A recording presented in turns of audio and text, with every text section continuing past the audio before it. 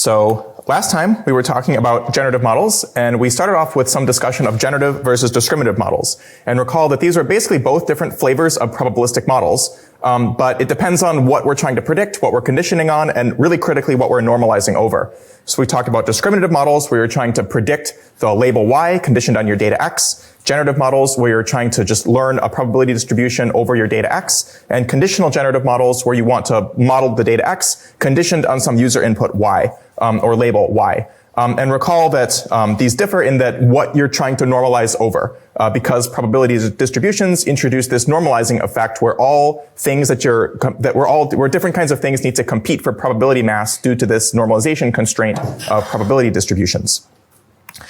And last time, we also went through this taxonomy of different categories of generative models, because it turns out this area of generative modeling has been something people have studied for a very long time, come up with a lot of different categories of methods to try to solve variants of these problems. So we went through this family tree of generative models, where where last time we talked about these explicit density models, where the model outputs some quantity some quantity p of x, either the exact predicted p of x in the case of tractable density models, or some approximate version of p of x in the case of these approximate density models. And then in the case of tractable density, we saw autoregressive as a category of model, and we saw variational autoencoders as an example of something that gives you some approximate density. So recall that autoregressive models, what we did is we took our image, or more generally whatever kind of data we're working with, and we break it up into a sequence. And then for the case of image data, we typically treat this as a sequence of pixel values or even subpixel values. And we usually want these to be discrete. So you treat those subpixel values as 8-bit integers that can each take a value 0 to 255. You string this out into a long sequence of integers, and then model this using some discrete autoregressive sequence model, typically an RNN or a transformer. Then we also saw the variational autoencoders, which were another explicit density model, but now they compute not the exact density, but some approximation to the density, in particular a lower bound to the density. To do this, we jointly trained some encoder network, which is going to input the data x and output a distribution over latent codes z, and a decoder network, which is going to input a latent code z and output a predicted piece of data x. And we were able to jointly train these two networks, the encoder and the decoder, to maximize this variational maximize this variational lower bound to our likelihood function. Recall that maximum likelihood, is one of the key insights behind all generative modeling. That often our objective function for training generative models is somehow to maximize the likelihood of the data that we observe that comes from our true data distribution. So today we're going to continue our discussion of generative models and explore this other half of the family tree, these implicit density models. So in implicit density models, we are no longer going to get access to some actual density value p of x, but these models will sort of implicitly model the probability distribution. And even though we can't compute a density value p of x for any piece of data x, we will be able to sample from the underlying distribution that these models learn. So we'll be able to draw samples from the learned distribution, even if we can't output an actual density value. So the first such model that we'll explore are generative adversarial networks, or usually called GANs. And it's useful to contrast GANs with the variational autoencoders and autoregressive models that we've seen so far. So like we just said, autoregressive models are a likelihood-based method. Their training objective is maximum likelihood. So you write down this parameterized function that is your p of x, where x is a piece of data, and then you maximize this over the data that you observe, trying to do maximum likelihood. And variational autoencoders sort of follow this similar idea, where we write down this approximation to p of x and then maximize that approximation to p of x. And now generative adversarial networks will do something a little bit different. They will give up on directly modeling that p of x, as we just said, but even though they don't explicitly model the p of x or let us get out those density values, they will give us some way to sample from the underlying distribution that the model is fitting. So the setup here is that we'll start by having some finite samples of data, xi, which are assumed to be drawn from some true data distribution, p data. And our goal is we want to be able to draw samples from p data.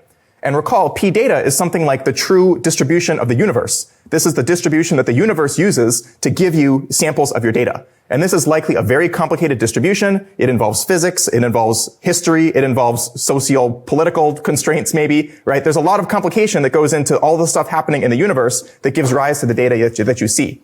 And somehow we want to model that, fit some approximate model that tries to match that true data distribution as well as possible, and then allow us to draw new samples from our fitted distribution that look like the original data samples that we observed.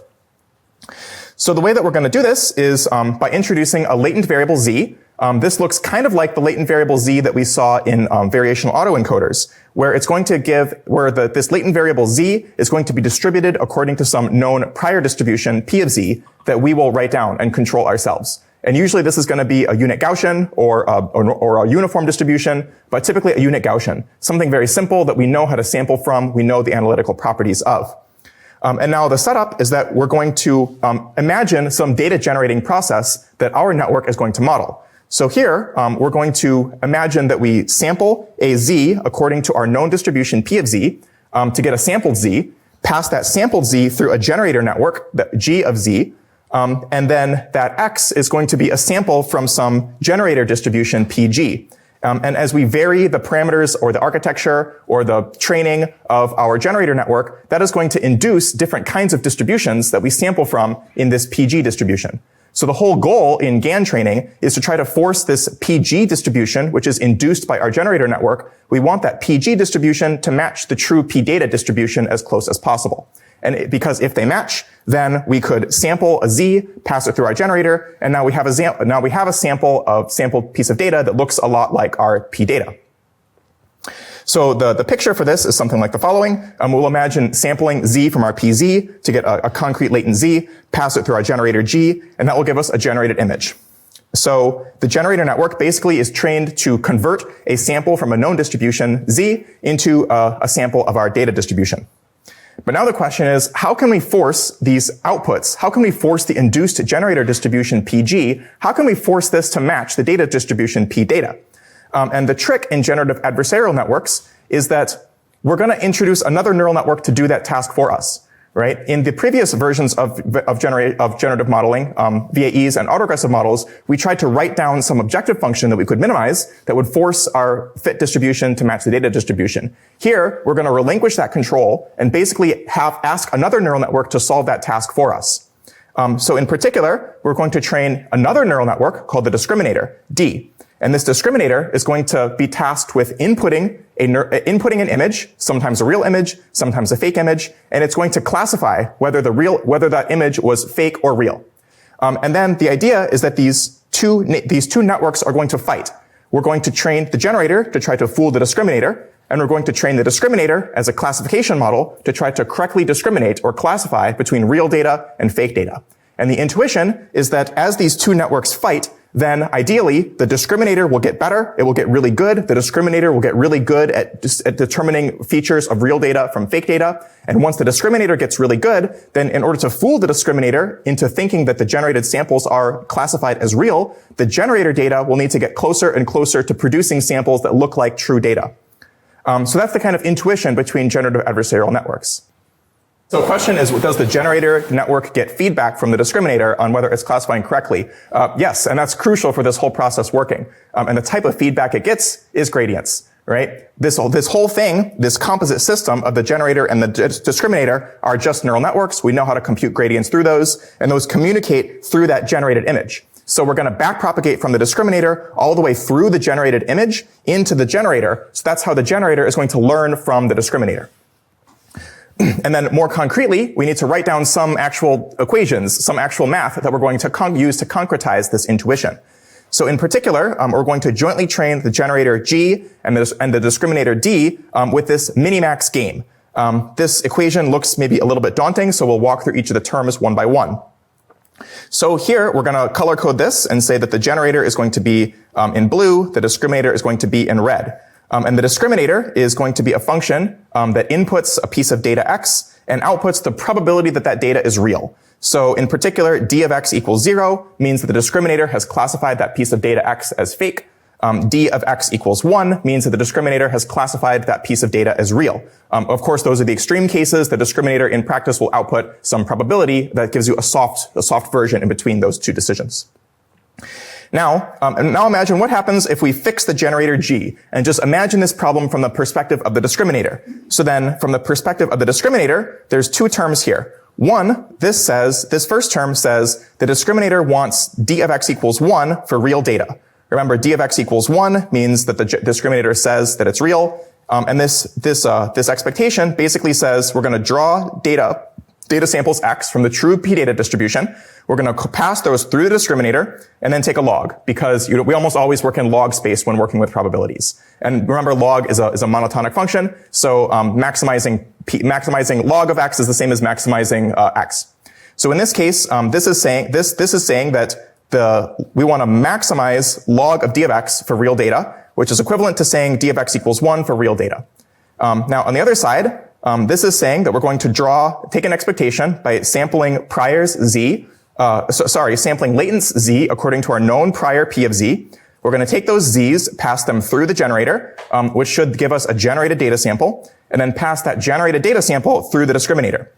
And now the discriminator wants to classify these are fake samples, so the discriminator wants to classify these as fake. So we need to somehow invert that expression on the left. So here, we want d of x equals 0 to be fake. So one way to say that is to maximize log of 1 minus d of g of z. So this term on the right says the discriminator wants d of x equals 0 for fake data, and the term on the left says discriminator wants d of x equals 1 for real data. Okay, so that's what the discriminator is trying to do. The discriminator is trying to correctly just do this classification task between generated samples and real samples from our data set, and try to classify them correctly as real or fake. Now look at this from the perspective of the generator. So imagine fixing the discriminator and looking at this setup only from the perspective of a generator with a fixed discriminator. Now in this case, this first term doesn't depend on the generator at all, because this first term was just about getting the discriminator to correctly classify the real data samples. So the generator only cares about this term on the right. And intuitively, we want the generator to fool the discriminator into thinking that its samples are real. So that means that the generator wants d of x equals 1 for fake data. So the term is the same. We draw a sample z according to p of z, pass it through the generator to get a generated sample, pass it through the discriminator to get the discriminator's predicted probability on that sample. And now recall the generator wants d of x equals 1. So rather than maximizing this, like we did like the discriminator wanted to, instead we're going to try to minimize this from the perspective of the generator.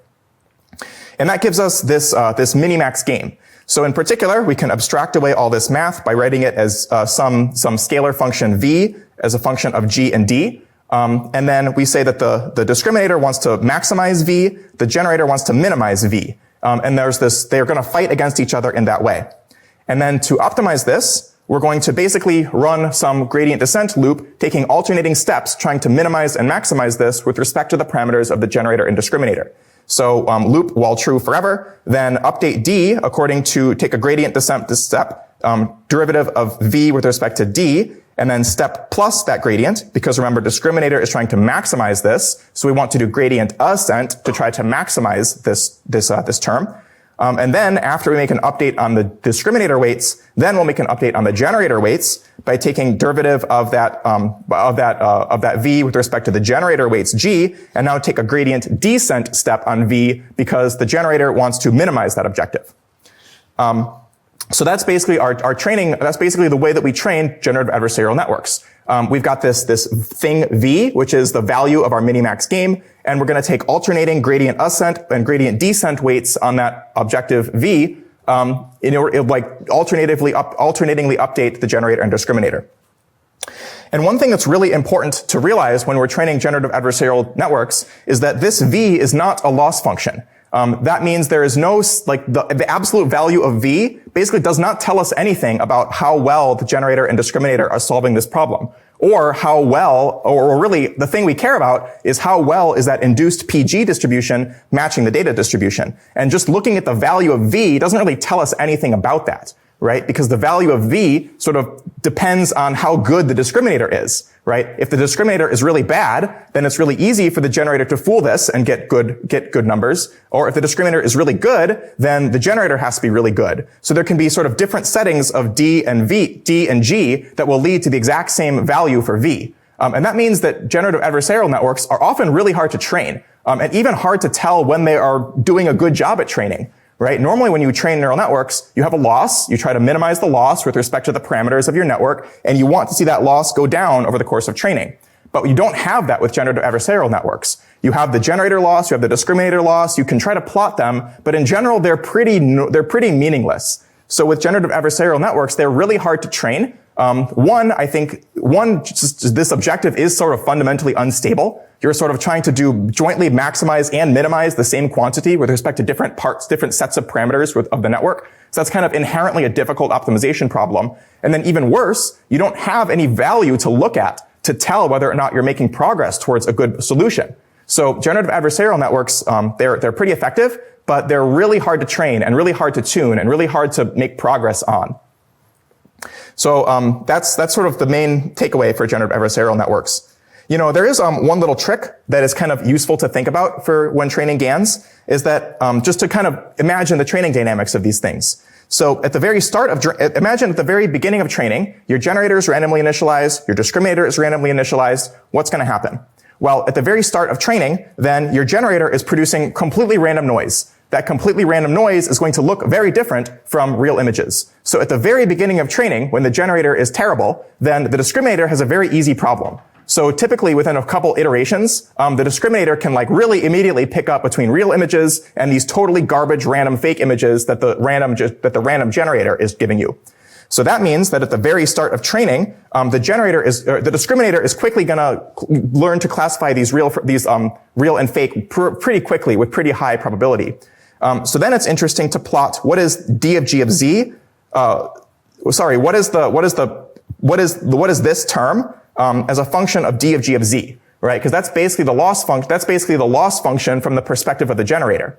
So then from the perspective of the generator, we kind of at the beginning of training are somewhere all the way over here. So the discriminator is doing a really good job at treating generated samples as fake, classifying them as fake at the beginning of training, which means that from the discriminator's perspective, it's trying to optimize a loss function that looks something like this. And if you'll notice something, this loss function is flat, or very close to flat at the place where the generator is trying to optimize its parameters. So this means that in practice, when you use this naive objective for training GANs, then the generator has a really hard time learning at the beginning of training. Oh, good question. Is how do you assemble the data set? Like, how do we generate a photo of a unicorn if no unicorn exists?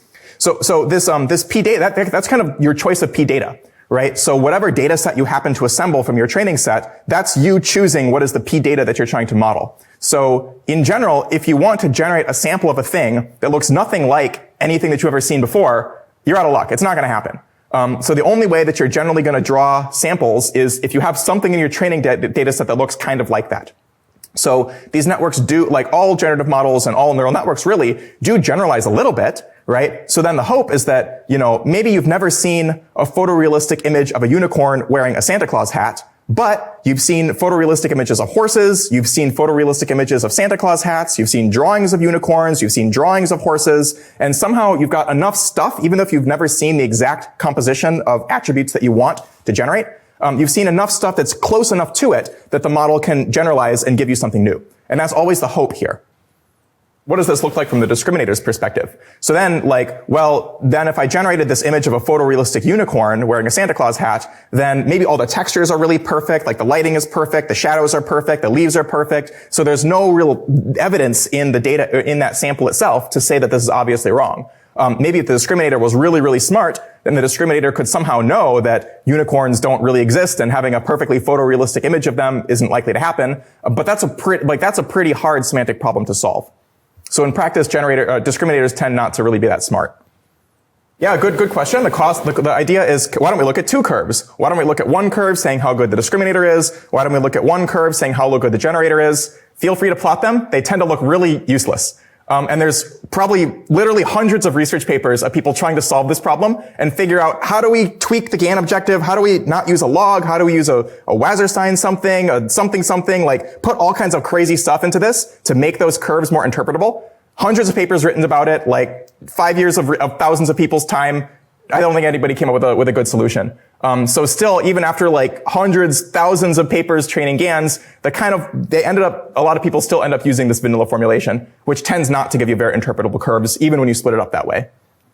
The question is what happens to the discriminator early in training really important? And the answer is no, because this is unlike any other classification problem we've ever seen before, because this is a non-stationary distribution, right? When you train an image classifier on ImageNet or CFAR or something like that, the data set is fixed, and the model is just trying to classify that static data set well.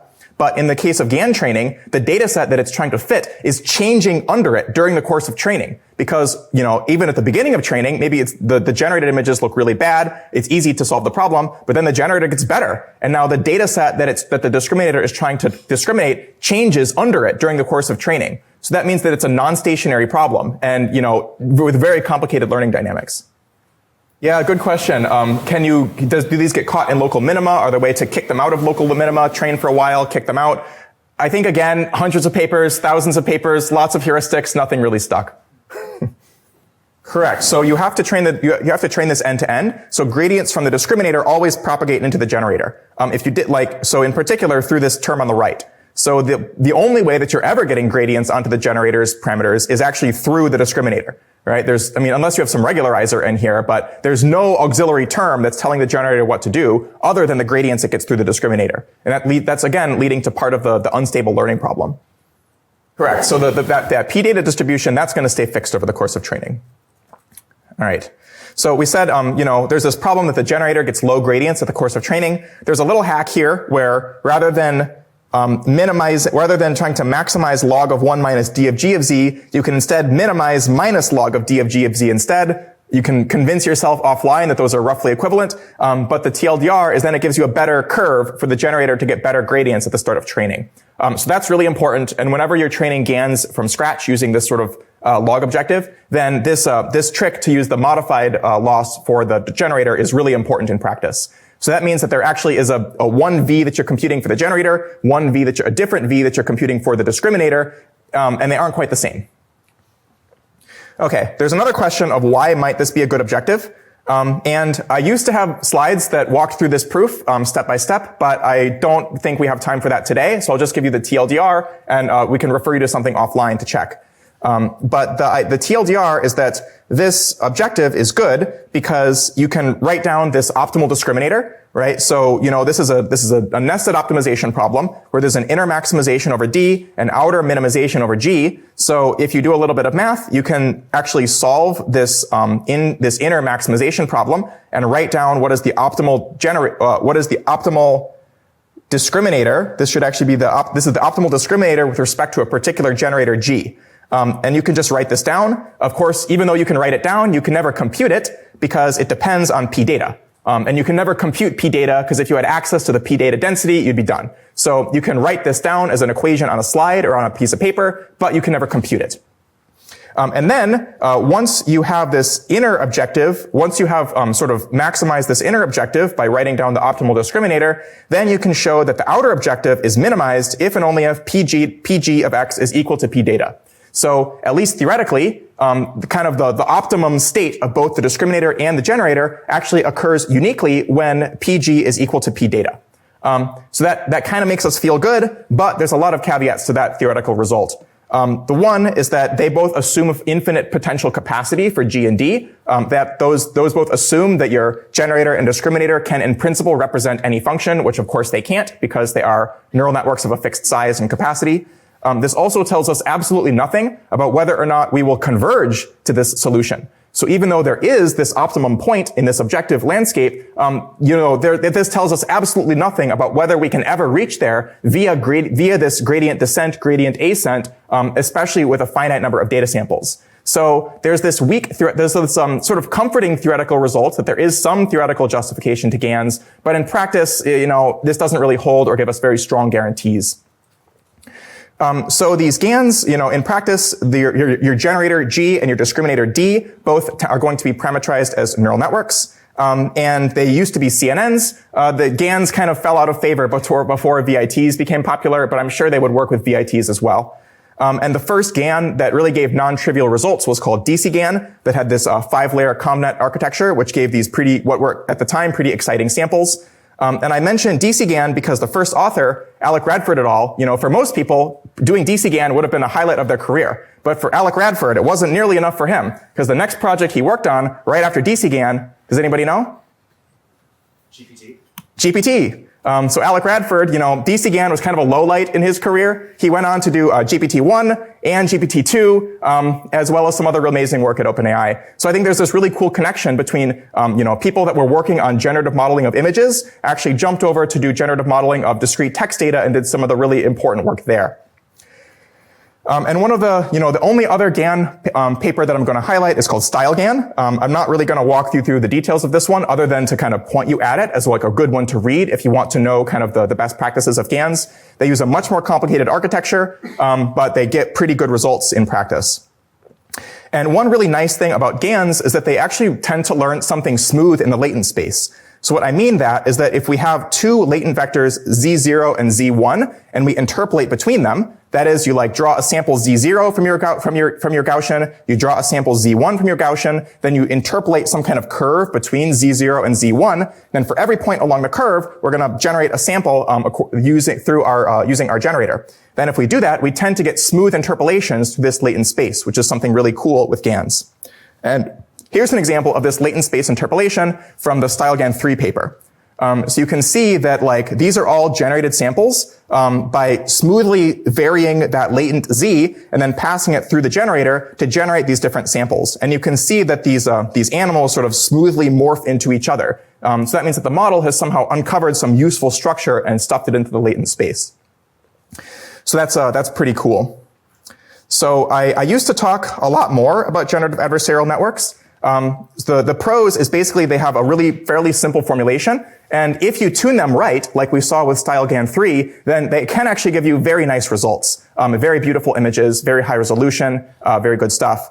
But the cons, like we talked about, they're fairly unstable to train. You have no loss curve to look at. You have very unstable training. They tend to blow up at the drop of a hat. So you end up with what's called mode collapse. All of a sudden you might get NANs, you might get infs, your generator, your discriminator starts going crazy, your generator starts producing complete random garbage all the time. You have no loss curves to look at to diagnose this. They're kind of a mess. So even though that GANs can give you really nice results if you very, very carefully tune them, and very, very carefully control the normalization, the sampling, everything about them, they have been in practice, they've been fairly hard to scale up to really big models, to really big data. So GANs were basically the go-to category of generative models from around 2016 to maybe around 2020, 2021, something around there. And in that 5 years, there were literally thousands and thousands of papers, people both trying to use different GAN formulations, different loss functions, different mathematical formalisms, as well as applying GANs to all kinds of different generative modeling tasks that you can imagine. So this was basically the go-to generative modeling framework for about 5 or 6 years. Question is, would we just expect this? Shouldn't we just expect these smooth latents to pop out? I think not necessarily, because one thing that can happen with GANs is the generator might just memorize a fixed number of data samples, right? So what if your generator ignores the latent Z and just memorizes 10 samples from the training data set somehow? And then no matter what Z you give it, it always gives you one of those 10 samples from the training data set, and it never gives you anything else. Then in that case, you're going to fool the discriminator because the generator is always giving you something which is maybe bitwise identical to one of your real samples. And then in that case, the generator would have basically piled on sort of Dirac delta density, in the immediate vicinity of a couple finite samples, but put no probability mass anywhere else. So that actually is kind of a legitimate solution for the generator. And that would definitely not give you smooth latents at all. So that's just one example of how these things can collapse into unintuitive solutions that are not what you want. Oh, good question. What is the relationship between your training data set and your latents? So this is actually something very fundamental about GANs. It's a great question. So you can map one way. So the generator gives you a mapping from latent space into data space, maps from Z to an X. But with GANs, you in general have no way to map back from an X to a Z. And that's something very different between GANs and VAEs. So VAEs will learn an explicit mapping from X back to Z, but with GANs, you have no such thing. You can try to compute an inverse, analytically, numerically via gradient descent. And there's papers that do that. But there's actually like no explicitly enforced relationship between X and Z. Instead, you can think of the discriminator as trying to just enforce a distributional alignment between the distribution of all the outputs coming from the generator and the distribution of all the data samples without any kind of explicit supervision between them. Of course, like when it comes to GANs, anything you probably think about, there's probably at least like a dozen papers about. So there's also a lot of papers about GAN variants that try to learn bidirectional mappings both ways, but those never really took off. Oh, good question. What have we gained? So when we went to VAEs, we gained latent vectors, but we gave up density. And now with GANs, it seems like we gave up latent vectors that we can control. What you gained was much better samples. So when it comes to VAEs, like VAEs tend not to give you very good samples. VAEs are sort of characteristically always kind of blurry. They never really look good. VAEs on their own just never tend to give you very clean, crisp samples. But with GANs, as you saw with some of the examples, you can get very crisp, very clean, very good samples. But what you lost was like your sanity in trying to tune these systems. Yeah, at inference time, you throw away the discriminator and just use the generator. So at inference, you'll just draw a sample Z from the prior, pass through the generator, get your sample from your data. So it's very, very efficient at inference time. All right, so I mentioned that GANs used to be the go-to category of generative modeling for about 5 or 6 years. So what displaced them? And what displaced them was a very different category of models called diffusion models. Now, I need to put some caveats here. Diffusion model literature is crazy, right? Like you read these papers, they go through like 5 pages of math before they tell you at all what's going on. And there's like 3 different mathematical formalisms that lead to diffusion models that are all very different mathematically. And there's very different notation, very different terminology, very different mathematical formalisms between papers. So like this is a sub area that's crazy. So I need to put a big caveat here that I'm not gonna cover fully all the different variants of diffusion models with all of their proper mathematical formalism. Instead, what I'm going to try to do is give you an intuitive overview of diffusion models, as well as an intuitive geometric understanding of the most common form of diffusion models today, which are called rectified flow models. And you could teach many, many lectures about diffusion models and get into all the interesting mathematical nuance of all these flavors, but we just won't have time for that in 2/3 of one lecture, unfortunately. So with that caveat aside, the intuition behind diffusion models is actually kind of easy. So like with all generative models, we want to draw samples, and we like kind of like GANs, we want to convert samples from a noise distribution Z into a data distribution PX. But the way that we're going to do that in diffusion models is totally different. GANs learn this deterministic mapping through the generator to map a Z directly to an X. With a diffusion model, we're going to do something more implicit, more indirect. So what we're going to do, first off, the first constraint in diffusion models is that the Z, the noise distribution, the noise always has to have the same shape as our data, right? So if you have an image that's like h by w by 3, then your noise distribution always has to be h by w by 3 as well. They have to be exactly the same shape. Now what we're going to do is consider very different versions of our data that are corrupted by increasing levels of noise. So here, if we have a data sample, which is this picture of a cat, then under the t equals 0, and then t is going to be our noise level, which ranges from 0 to 1. So at t equals 0, that means no noise. That means a totally clean data sample. T equals 0.3 is a little bit of noise. We add some of our noise Z we mix some of our noise Z into our data X. And if we go all the way to t equals 1, we get full noise. And those are going to be samples directly from our noise distribution. So somehow this t parameter is going to interpolate smoothly between our data distribution and our noise distribution. And this is the noise distribution, again, is going to be Gaussian, almost always Gaussian, something simple that we understand and can sample from. And now what we're going to do is train a neural network to do a little bit of incremental denoising. So the neural network is going to receive some sample, which is a piece of data, which has been corrupted with some intermediate amount of noise. And now the neural network is going to be trained to try to clean it up a little bit, remove just a little bit of the noise. So the training objective here is going to be neural network inputs an image of with some amount of noise, and it tries to remove some of the noise. Then at inference time, what we're going to do is do an iterative procedure, where we first draw a noise sample directly from our noise distribution PZ, and then iteratively apply the neural network to remove noise from that sample one at a time. So, the very first time we do this, we're going to draw a complete sample that's complete noise, and then the very first application of the network will be trying to remove noise from full noise. So it will basically be forced to hallucinate just a tiny whiff of data structure in that noise.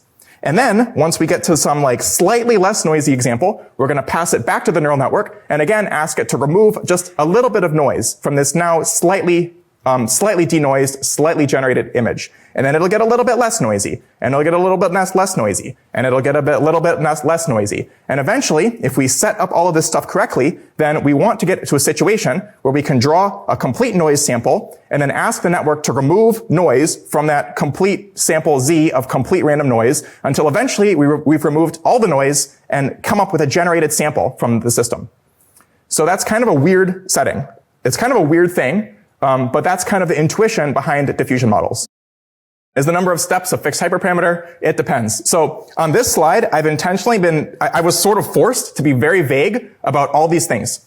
What is the noise? What does it mean to corrupt the data with respect to the noise? What does it mean to remove a little bit of the noise? What does it mean to apply it iteratively at inference? Because, like I said, there's so many different formalisms of diffusion, there's a lot of different variants about exactly what these mean in different situations. So this slide is intended to be a fairly high-level overview of diffusion, and then different specific implementations of diffusion models will have different concrete choices for what all these terms specifically mean. So, does this high-level picture of diffusion kind of make sense? Okay, so then let's make this more concrete. So now we're gonna jump from, general diffusion models to a particular category of diffusion models called rectified flow models. Some people may argue with me and say that rectified flow is not diffusion. Some people might say that they're different things. I don't really care. To me, rectified flow is a kind of diffusion model. Fight me. So with rectified flow, the intuition is basically this. We have this same thing. We have our P noise, we have our P data. And we're going to draw this geometrically because I think that's a nice way to gain intuition. Geometrically in 2 dimensions in particular, because that's all that fits on the slide. But of course, these are going to be super, super high dimensional images, and Gaussians. Which is an easy way to get led astray, right? Because you know that intuitions that hold in 2 and 3 dimensions go totally out the window when you go to a lot of dimensions. It's really sad. It's sort of sad that we live in such a low dimensional universe because our intuitions that we build in this universe just don't really transfer to 100 dimensional spaces, 1,000 dimensional spaces. So always be aware, but it is what it is. We're stuck with the universe we got. So, the setup in rectified flow is that we've got, our distribution P noise, our distribution P data. P noise is something simple that we understand, we can sample from, we can compute integrals of, it's a very friendly distribution. P data, again, is something crazy, that's what the universe is using to give us images. Now, at every training iteration, we're going to sample a Z from our prior distribution and sample an X from our data distribution. We can draw a sample analytically because PZ is something simple that we control, and drawing a sample from the data distribution just means picking an example from your finite training set. Now, and you're also going to choose a T to be uniform on 0 to 1. Remember, T is our noise level, where T equals 0 means no noise, T equals 1 means all the noise. So now we're going to draw a line that points from our data sample X directly to our noise sample Z. And this line, this vector pointing from X to Z, we're going to call it V. This is going to be the velocity of a flow field. And then we set xt to be a point along this line, which is a linear interpolation between X and Z. So now we've got our noise sample Z, our data sample X, we've got the velocity vector between them, V, and we've picked a noisy, a noised version of our data, xt. And this is, in the previous slide when we said, get noisy data, this is what that means in the case of rectified flow models. It's a linear interpolation between a data sample and a noise sample. And now the training objective is very, very simple. So now we're going to train a neural network, f theta, so that's f with learnable parameters theta. That neural network is going to input the noisy sample xt, as well as the noise level t, and it's going to try to predict the green vector v. So that's it. That's all we need to do in rectified flow. The code for this is very simple. You would be shocked, how much obscurity there is when you read papers here, and it boils down to this very simple code. It drives me crazy that this is not made more clear in a lot of presentations of this. So then the training loop for rectified flow is extremely simple. You loop over your data set. At every iteration, you get Z, which is unit Gaussian of the same shape as X. You choose noise level T, which is uniform 0 to 1. You compute XT, which is a linear interpolation between X and Z. You give XT and T to your model. And then your loss is just the mean squared error between this ground truth V and the model prediction. And that's it. That's your training objective for rectified flow models. Contrast this with GANs. When you train rectified flow models, or really any kind of diffusion model, you have a loss that you can look at during training. When the loss goes down, the model is generally better. So like for those of us that went through half a decade of GAN madness, the first time you train a diffusion model and like there's a loss to look at, it's like, oh my God, this is an amazing thing. Like how many hours have we spent looking at GAN plots and they look like this? And you have no idea. It's like reading tea leaves to tell whether or not the model's working well. You train a diffusion model, you get this beautiful, smooth, exponential loss curve, and it just makes you so happy. So that's great. So then that's training for diffusion models. Now, what do we do at inference, right? Because GANs are kind of easy at inference. GANs, you just have to take a Z, pass it through your generator, you get a data sample, very straightforward. But now with the diffusion model, or rectified flow model in this case, the model output itself is like kind of useless. Like we get this XT, we get a V, like what are we going to do with this? Not super clear. So then at inference time is where diffusion models get a little bit more complicated compared to GANs. So, at inference, we first will upfront choose a number of steps t, which is usually a fixed constant. And in the case of rectified flow models, t equals 50 is usually a good number to start with. Sometimes you can get down to t equals 30 and that works okay. Then what you're going to do is sample an x directly from your noise distribution. This is going to be pure noise that's sampled from your known noise distribution. Then you're going to evaluate then you're going to loop from t equals 1, you're going to march backwards to t equals 0. This is your noise level. And in this case, in this simple version, we're just sort of marching linearly from full noise 1 back to noise 0 perfectly clean. Then at the first iteration, we're going to take our xt that was at first full noise, pass it to the network along with the current noise level, and get the network's predicted VT. And remember what this VT is supposed to be in the case of rectified flow. This V, remember, was supposed to point from a data sample all the way to a noise sample. So then it's kind of geometrically obvious what you should do in the case of rectified flow. You should take a little step along that predicted V vector. Because the problem is this rectified flow model, it's not gonna, that V is not gonna point you all the way to a clean sample. It's just gonna get you started. It's gonna set you on a trajectory towards a clean sample. So we take a little step along that predicted V from the flow model to get a new X2, which is now a version of the data that has had a little bit of the noise removed from it by the model. And now we iterate this. So once we have this X 2/3, then we pass it back to the model and get another predicted V vector from the model. And remember, the V is supposed to point from clean data, from a clean sample, all the way to a noise sample. So then again, we can take a gradient step, take a little step along this predicted V to get another X 1/3. Repeat this thing again, evaluate the model again to get another predicted V, and then take a step in this case all the way to no noise, all the way to the end of that vector to get our predicted X0. And then that is our sample from our diffusion model. So, then the inference procedure you see here got a little bit more complicated compared to GANs. But what we gained here was sanity when you're training. You've regained that. And they tend to give you much better samples, and they tend to scale really well to large data sets and large models. And the code here is really simple, right? So we start off by taking a random sample, make it be perfectly random, then march backwards for t from 1 back to 0. At every noise level, you get a predicted V from the model, given your current sample as well as your t. Then you take what looks kind of like a gradient descent step on the model's predicted V and update the sample, and just repeat this whole thing in a loop. So then you can see, like, these diffusion models aren't so scary after all. You can actually fit a complete implementation of training and sampling from a rectified flow model in just a couple lines on one slide, which I think is very nice. Okay, so you might be asked, so this is pretty nice. I'm pretty happy that we're able to get to a full, right? This will actually work, right? Like if you take this code, you plug it in, like you plug in a reasonable model architecture, like this will actually work. Like this will actually convert to something kind of reasonable in a lot of cases. You're kind of hitting on the core problem in generative modeling that I've been thinking about a lot the last couple of days while reviewing these slides, right? The core problem in generative modeling is somehow you have a prior distribution, which is Z's, that you know how to sample from. You have a data distribution, which is X's, that you want to generate. And kind of the core problem in generative modeling is figuring out how to associate z's and x's. And all your different categories to generative modeling kind of do it in different ways, right? In a VAE, you say, I'm going to have the model predict a z and then predict an x and then try to force that z to be something I know how to sample from, which doesn't super work that well. In a GAN, you're not supervising that relationship. Like the generator is kind of figuring out its own mapping from z to x in a feed-forward way through this distributional matching objective that the discriminator is giving it.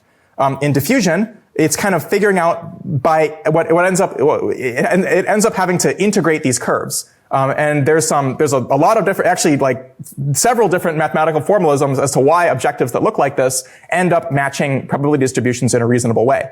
But again, like the whole core problem is that we have no way ahead of time to pair up samples z from our prior with samples x from our data. If we knew how to make that pairing and also knew how to sample from the prior, like you'd be done. And in some sense, all these different forms of generative modeling are different ways to square that circle and come up with a way to learn an association from z to x, even though we don't, and be able to sample from z, even though we don't have that association at training time.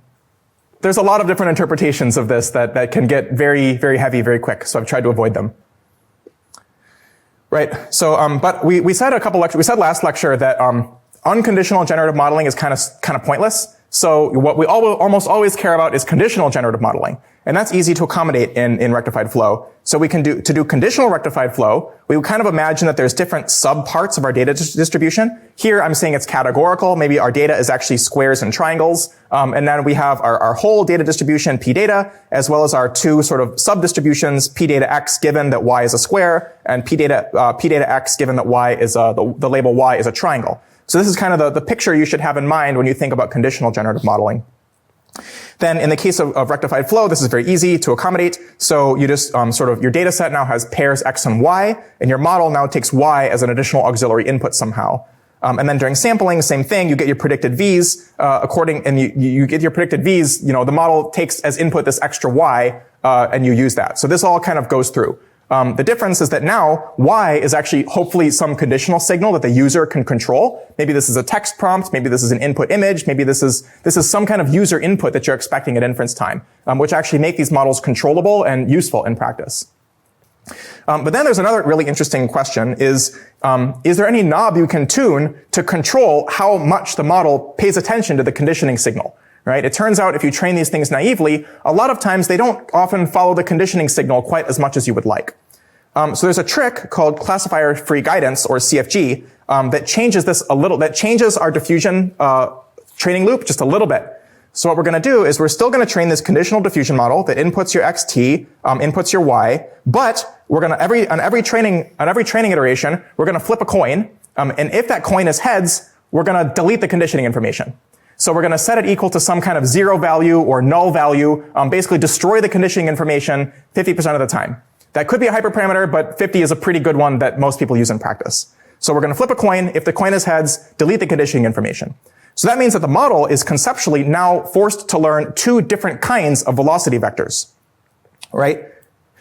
Right. So then the model is sort of forced to learn two different kinds of velocity vectors. Right? So in the case where we pass it this null value for y that has destroyed the conditioning information, then this is basically an unconditional generative model now. Now that predicted velocity vector v is sort of has to point back towards the meat of the whole data distribution p data.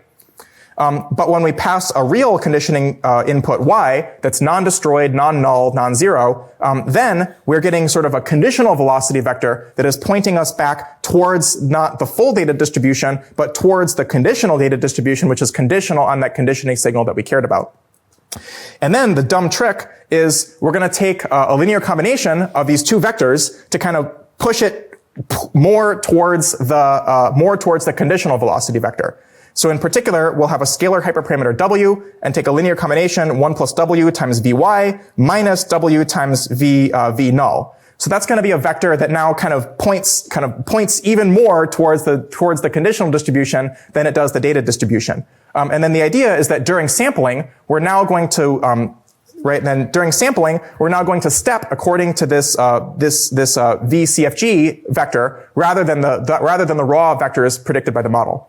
And then setting w equals 1, setting W equals 0 here will recover exactly the conditional one. And, the higher your W is, then the more you're overemphasizing the conditioning signal. So this is pretty easy to implement, right? So, then your inference code doesn't really change too much. Now you evaluate the model twice at every iteration to get your Vy and your V0. And then you take this linear combination and then step according to that. And this is called classifier free because of a stupid reason. There was an earlier paper called classifier guidance that I don't want to get into. And then they removed the classifier. And even though there was only like 9 months between those two papers, and it's now been 4 years since the second one, we're still stuck with the name classifier free guidance. So it is what it is. Okay, so that's actually really important in practice for getting high quality outputs. And that's CFG. That's really important. That's used everywhere in diffusion models. It does double the cost of sampling though, because now you need to hit the model twice on every iteration, which is kind of a problem. Okay. There's this thing on optimal prediction. I think I'll skip that. That's not so interesting. I mean, it is interesting, but we're running out of, but I'm worried about time. So, but one thing that we sometimes need to do is tweak this T distribution. So we saw in particular that we were sampling T according to a uniform distribution in a raw rectified flow model.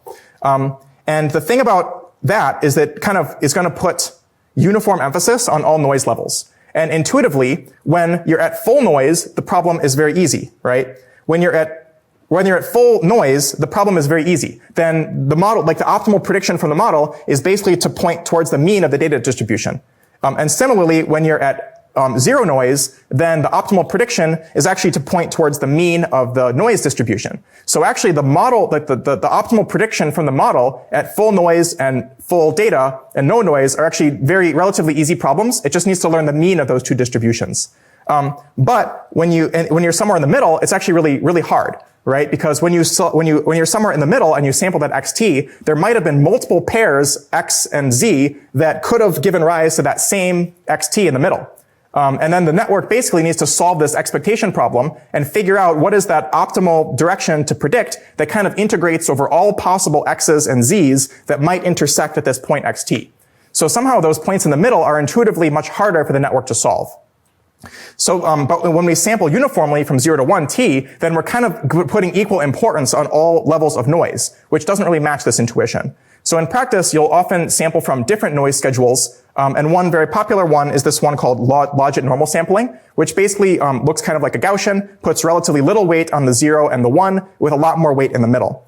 Another thing you'll see sometimes are these so-called shifted noise schedules that are asymmetric, that shift more towards one direction or the other. And those are important as we scale to high-resolution data. The intuition being that when you have a very high-resolution image, then there can be very strong correlations across neighboring pixels. When you have a low-resolution image, then the correlations across neighboring pixels tend to be smaller. So depending on how strong of correlations you have in your data, you actually may need different amounts of noise level to properly destroy information in a nice way. So these things don't naively scale to different resolutions. Right, and that's actually a big problem with these diffusion models is that they are, they're a beautiful formulation, but they're hard to get them to work naively on high resolution data. So that leads to actually, I said diffusion models are the most popular form of generative modeling. That was a little bit of a lie because what's actually most popular are these so-called latent diffusion models, which is a variant that actually gets used everywhere.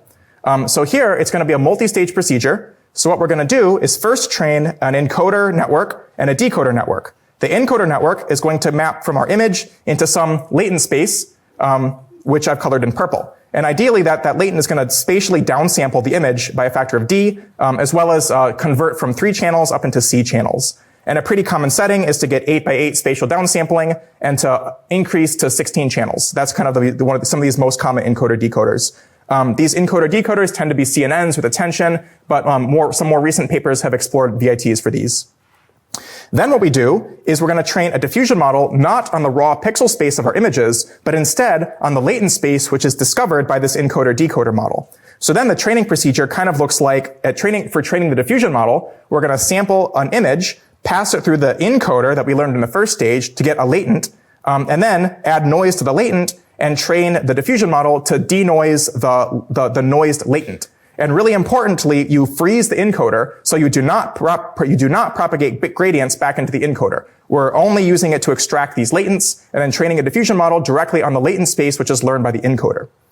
Then at inference time, once you're all done training, then we'll sample a random latent, passed it through the diffusion model many, many times to remove all the noise, to get a clean sample, but that clean sample is now a clean sample in latent space. So then we need to run the decoder to convert that clean latent into a clean image. And this is actually the most common form of most diffusion models these days. So you might be asking, okay, we've knocked this diffusion model, this encoder decoder, how do we train an encoder decoder? Any ideas? Have we seen encoder decoders? How about a variational autoencoder? So in practice, whenever you're training these latent diffusion models, this encoder decoder tends to be a variational autoencoder.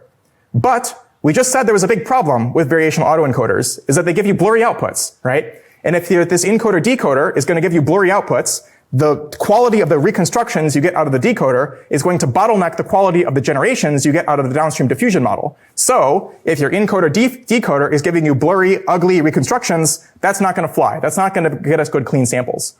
So anyone have an idea for cleaning up the sample quality of a VAE? Put something after the decoder. In particular, we can make it a GAN. So what we tend to do is actually train this encoder that encodes from an image into latent space, a decoder that goes from latent space back to image, a discriminator that tries to tell the fake images from the real images, and then a diffusion model that generates these things in latent space. So this is basically why we have to walk through all of these different formulations of diffusion models, or of generative models, in order for you to understand the modern pipeline. Like basically the state of the art in generative modeling is, is it a VAE? Is it a GAN? Is it a diffusion? It's all of them, right? It's all of them. The modern generative modeling pipeline involves training a VAE and a GAN and a diffusion model. I'm sorry, it's a mess. Okay, so then you might ask, what do the neural networks actually look like under the hood here? So thankfully there is some sanity here the last couple of years. So it turns out that relatively straightforward transformers actually can be applied to these diffusion models, and they work really well. These are typically called diffusion transformers, or DITs, but basically these are just standard diffusion models, or standard transformer blocks that really don't have much special sauce in them. There's a couple questions. The kind of main question you need to solve in the architectural side is, how do you inject the conditioning information? And in particular, the diffusion model now needs to take like 3 things as input. It needs to take your noisy image. It needs to take your timestamp T. It also needs to take your conditioning signal, which might be your, like your text or something like that. So, and then you have a couple different mechanisms for injecting that conditioning signal into your transformer blocks. So the first is, to predict a scale and shift, that are going to be used to like modulate some of the intermediate activations of your diffusion block. And that's typically the way that we inject the timestamp information into diffusion models. Another thing you can do is transformers are just models of sequences, so you can jam everything into the sequence. You can jam the timestamp into the sequence, you can jam your text into the sequence, you can jam whatever you want into the sequence, and have the transformer just model that sequence of data all together. And you can do that either via cross attention or joint attention, and different models sort of do both. And typically in modern diffusion DITs, we inject the timestamp through this scale shift mechanism, and you inject the text or other conditioning signal through sequence concatenation, usually cross attention, but sometimes joint attention as well. So then how can you actually apply this to different problems? So one task that people care about a lot is the task of text to image generation. So here we're going to input a text prompt. This is one that I wrote yesterday, a professional documentary photograph of a monkey shaking hands with a tiger in front of the Eiffel Tower. Monkey is wearing a hat made out of bananas. Tiger is standing on 2 legs and wearing a suit. And this is a real sample. Like, it's crazy that this stuff works now. But I'm sure you've all seen these kind of things before.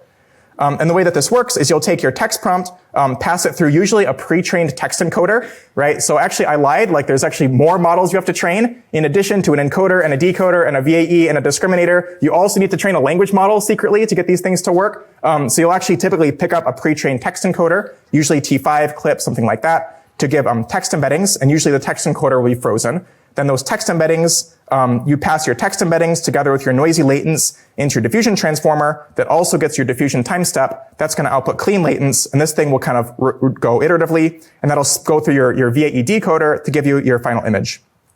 And just to put some numbers on this to make it concrete, one pretty powerful open source model right now is called Flux1 Dev. They use the T5 and clip encoders. Their encoder uses 8x downsampling. They train a 12 billion parameter transformer model on this. And that transformer has an additional layer of downsampling on top of the VAE, which is kind of messy. So it ends up having a sequence length of 1024 image tokens. Another task that people care about a lot is text to video. So we can input a text prompt and then output the pixels of a video that follow that text prompt. And the pipeline basically looks kind of the same. So you're going to input a text through your pre-trained text encoder, get noisy latents. Importantly, the only difference is that your latents are now have an extra dimension to accommodate the time. So in addition to two spatial dimensions, HW, you'll also have a time dimension in your latent, and that will give you clean latents. And then your decoder, this is typically going to be a spatial temporal autoencoder now, so it will downsample both spatially and temporally. So then it will take your latents and then upsample them into pixels, which will give you a video. And this is actually a generated video from Meta's MovieGen paper that came out last year. Okay, and that's putting some particular numbers on this thing. And the key takeaway of these video generation models is that they get very expensive to train due to the sequence length, right? Because if you want to generate high FPS, high resolution, high frame rate video, it just ends up with a lot of tokens. So we said that with kind of a fairly state-of-the-art text-to-image diffusion model, that transformer ended up working on a sequence of 1024 image tokens. For this text-to-video diffusion model, even though the overall architecture looks pretty similar, the biggest difference is in the sequence length. So now they actually need to process 76,000 video tokens to process this, to create this high-resolution video with a lot of frames. So that's where the expense happens in these video diffusion models, is actually processing these really long sequences. So I think basically the last year has pretty much been the era of video diffusion models. So it basically seems like every week almost for the past year, there's been a new interesting video diffusion model coming out. And these have been a mix of open source models, models that have technical reports. So they give you some details about the model architecture and the training, and purely industrial models where they don't tell you anything, but they'll take your credit card number and let you generate samples from it.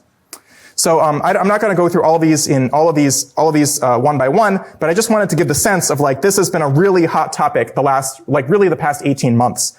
And in particular, there was this really influential blog post from OpenAI called Sora that came out in March 2024, which was not the first diffusion model on videos, but it was the first one that gave really, really, really good results. And they kind of adopted this modern sort of diffusion transformer plus rectified flow. Actually, I don't know if they were using rectified flow in Sora. I don't know if they said. But they were one of the first to really scale up these diffusion transformers, and get this thing to work really well. And then that was the 4-minute mile sort of moment in video diffusion models. And then all the other big companies took notice of that and quickly tried to replicate Sora. So I said it's felt like for the past year and a half that almost every week there's been a brand new state-of-the-art video diffusion model. And today is no exception, because an hour and a half, at 11 a.m. this morning, Google announced Veo 3, which is almost certainly the best generative model of video out there right now. I literally read the blog post while I was in the car on the way here, but it seems cool. Here are some samples from Veo 3. So these are actually generated videos from a text prompt in Google's new model. Kind of crazy. Also, this model also models sound jointly, so they can output audio along with the video frames. This is another generated one, so you can kind of tell what you want to happen in text. It'll fly over here and looks crazy. Okay, so I thought that's just fun to incorporate new stuff. Okay, so one big problem with diffusion is that during sampling, it's really slow, right? We said that sampling was this iterative procedure, and these models can be really big. These can be models with tens of billions of parameters, potentially operating on sequence lengths of tens of thousands or more. So these things get really slow at inference time, because even with rectified flow, you need tens of iterations of the model at inference time. So the solution is a category of algorithms called distillation, which we don't have time to get into. I just wanted to put a couple references here, make you aware that this exists as a set of techniques. So distillation algorithms are basically ways that you can take a diffusion model that normally would take, 30, 50, 100 iterations at inference time to get good samples, and then modify the model in some way such that you can take many, many fewer steps on inference and still get good samples. They tend to sacrifice sample quality. So the whole trick in distillation methods is trying to maintain the sample quality as good as you can while still letting you take fewer samples at inference time. And some distillation methods let you get all the way down to single-step sampling, which is really cool, although they tend to take quite a hit on the generation quality when you do that. So that's kind of I'm not going to go through these, but I just put some references here to different papers on distillation if you want to take a look. And this is a really active and evolving area of research. So if you look at these references, these are, from 2024, from 2025. So like these are stuff that people are working on right now, is how do we get better distillation? How do we get diffusion models to be more efficient at inference time? So another thing, I kind of mentioned that diffusion has this like black hole of math that you can get sucked into. And we intentionally sidestepped that by just walking very intuitively through rectified flow models, kind of giving you a geometric intuition for the problem without really diving through any math that proves anything. So I wanted to give you just a brief sense of like what some of these formalisms are, but we're not going to be able to go through them in detail. So here's kind of restating the rectified flow objective. We said that during training, we're going to sample our x's and our z's according to our data distribution and our noise distribution. We're going to sample t according to some distribution pt that we choose, either uniform, logit normal, or shifted, something like that. And then we'll set xt equal to the linear interpolation between x and z. We'll set now we've written this a little bit differently in this slide. Now we're writing down a ground truth velocity vgt that we want the network to predict, which is z minus x. We compute a predicted V from the network by passing it our noisy XT and our T, and then compute an L2 loss, minimizing the VGT and the predicted V from the network. So when I said that there's a lot of different formalisms, a lot of different flavors of diffusion, what a lot of these look to is sort of different functional hyperparameters in this general setup. So in the more generalized flavors of diffusion, usually you might vary what is this PT distribution. Usually you don't vary the noise distribution. This is almost always Gaussian, at least for continuous models. But what you will vary is like, how do you compute that noisy XT? And in general, that will be some functional combination, that will be some linear combination of X and Z. And the linear combination weights will in general be some function of T, but what exactly that function is kind of depends on the diffusion formulation. Then what also varies is what is that ground truth target that we ask the model to predict. It's always going to be some linear combination of our data sample X and our latent Z. And again, what are the linear combination weights might be functions of T in some formulations. So basically, and then, we're going to ask the model we're going to give it that noisy XT and a T, get a predicted Y, and then always compute an L2 loss between the two. I mean, not always, but usually. And then what varies is basically what are these different functional forms, what are these different functions that we slot into these four different spots in this thing. So in the case of rectified flow, it's fairly simple. These all take these really simple forms, and CT and DT are actually just constants. There's a kind of another flavor of this called variance preserving, where AT is where you kind of collapse these two into one scalar hyperparameter called sigma of T. And now you have these linear combinations in this particular way, and you choose this because if X and Z are independent and have unit variance, then your output also is guaranteed to have unit variance. So that kind of collapses these two functional hyperparameters into just one noise schedule, and then you still need to choose that somehow. In combination with variance preserving, there's also variance exploding is another one where you'll set AT equals 1, BT equal to, again, some sigma of T, and then you need to choose that somehow. There's a lot of different ways, a lot of different targets that people will choose. Sometimes they'll ask the network to predict the clean data. Sometimes they'll ask the model to predict the noise that was added. Sometimes they'll ask the network to predict some linear combination of the two. And in the case of rectified flow, you are just predicting that velocity vector that points from a data directly to a noise. But in different flavors of diffusion, all of these can kind of change. Then you might be wondering, how choosing hyperparameters is bad enough. Now we need to choose hyperparameters which are themselves functions of T. Like, this is crazy. You're never going to set these intuitively. So you have to be guided by some kind of math. And there's basically three different mathematical formalisms that people think about when training diffusion models that, again, we will not walk through in practice. I just want to get you to know the existence of. The first is that diffusion is a latent variable model, right? That we have our clean data samples x0, but then associated to every clean data sample, there exists some sequence of corrupted or noisy samples that correspond to that clean sample. And we can't observe them. We don't know what they are, but we need to figure them out somehow. So that's a latent variable model. That ends up looking a lot like a variational autoencoder. Remember, in a variational autoencoder, we had a Z and an X. We didn't observe the Z. We wanted to train this thing somehow. Then it turns out you can use a very similar mathematical trick as we did in variational autoencoders, and maximize some variational lower bound of the likelihood of the data. And that gives rise to this latent variable model interpretation of diffusion. A totally different interpretation of diffusion is that it models something called the score function. So given a distribution p data of x, there's this nice thing called the score function of the distribution, which is the derivative with respect to x of the log of p data of x. And intuitively, given a distribution, the score function is a vector field that points towards areas of high probability density. So, for any point in the data space, the score function is going to be a vector that points you towards areas of high data density. And now another interpretation of diffusion is that diffusion is learning the score function of the data distribution, and in fact learning a set of score functions corresponding to different levels of noise on the data distribution. So there's another interpretation of diffusion, which is that it's trying to learn a family of score functions corresponding to a family of noise distributions that corrupt the true data distribution with increasing amounts of known noise. And that's a totally different mathematical formalism that gives rise to very similar looking algorithm at the end. And then the third one that's come onto the scene a little bit more recently is this notion of diffusion as solving stochastic differential equations. And I got to admit, I don't fully understand this one myself, so don't ask me too many questions. But the idea is that you want to write down some differential equation that's going to write down, some infinitesimal way to transport samples from a noise distribution into samples from a data distribution. And then at inference, then the neural network is basically learning some kind of numeric integrator to this stochastic differential equation that we can write down.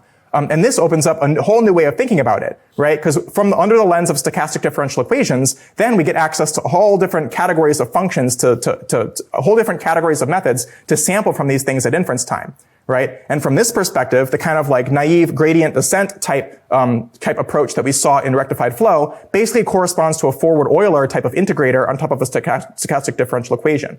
And then under this interpretation, you can imagine doing all kinds of more complicated integrators to maybe do a better job at marching along this score function.